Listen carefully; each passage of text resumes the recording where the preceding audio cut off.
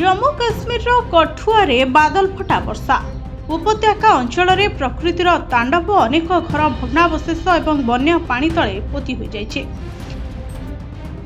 जम्मू पठानकोट जातीय राजपथ मध्य क्षतिग्रस्त। उद्धार कार्य पई युद्धकालीन भित्तिरे चलिछि कार्य।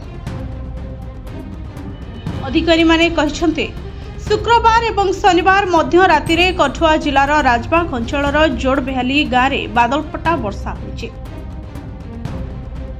एही घटना जोगु गाँटी संपूर्ण बाह्य जगतरु विच्छिन्न हो जाइतला। सूचना मिली 4 जनकर मृत्यु होइछि एवं 6 जन आहत होइछन्ते। पुलिस एवं एसडीआरएफ रो एक मिलित दल को गाँव को पठाई जाइतला। अधिकारी माने कहिसंती परिस्थिति उपरे नजर रखा जाइछे।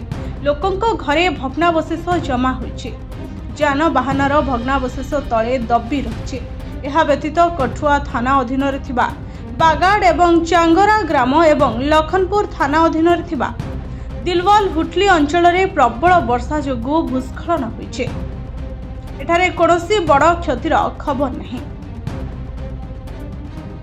प्रबल वर्षा जोगु अधिकांश नदीर जलस्तर हठात वृद्धि पाइछे।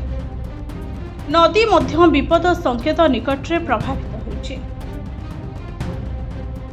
जिला प्रशासन लोकमानकु सुरक्षा पाई जल उत्स ठारू दूरे रहिबा पाई परामर्श दैछन्ते। प्रशासन निर्देश पालन करबाकू निवेदन मध्य करा जाइछे।